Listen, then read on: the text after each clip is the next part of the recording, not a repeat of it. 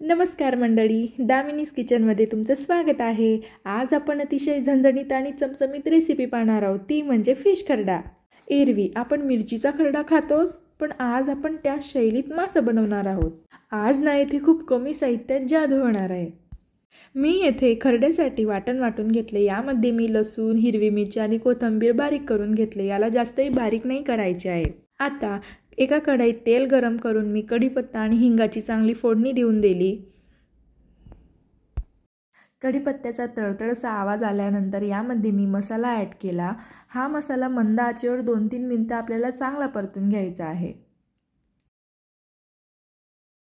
मंद आचेवरच आपल्याला हा मसाला परतत राहायचा आहे, जेणेकरून मिरची आणि लसूण याचा कच्चा वास जाईल। आपला मसाला आता छान असा हिरवा कलर सोडत आहे आणि मसाल्याचा वासही छान येत आहे। यामध्ये मी आता हळद ॲड करणार आहे। यामध्ये मी आता धनेपूड ॲड करणार आहे। मसाला चांगला परतत राहा। मंद आचेवरच आपल्याला मसाला परतत राहायचा आहे। यामध्ये मी आता मीठ ॲड करणार आहे आणि मसाला परत चांगला एकदा परतून घेणार आहे। आपला खरडा शिजून तयार आहे। यामध्ये मी आता मासे ॲड करणार आहे। मी येथे छोट्या आकाराचे मासे घेतलेले आहे। तुम्ही येथे सुरमई, पॉपलेट किंवा बांगडा असेही मासे घेऊ शकता। आपल्या माशांना हिरवा मसाला कोटेड होईल असे चांगले परतून घ्या।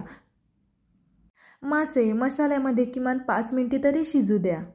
छोट्या माशांना शिजायला जास्त काही टाईम नाही लागत, तर 5 मिनिट मंद आचेवर आपले मासे चांगले शिजू द्या।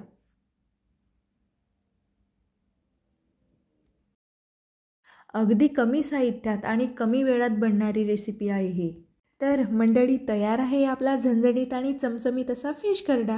तुम्ही हा गरमागरम भाकरी, चपाती किंवा वरण भातासोबत खाऊ शकता। त्याला चव आणणारी ही रेसिपी नक्की ट्राय करा। माझ्या चॅनलला सबस्क्राईब करा।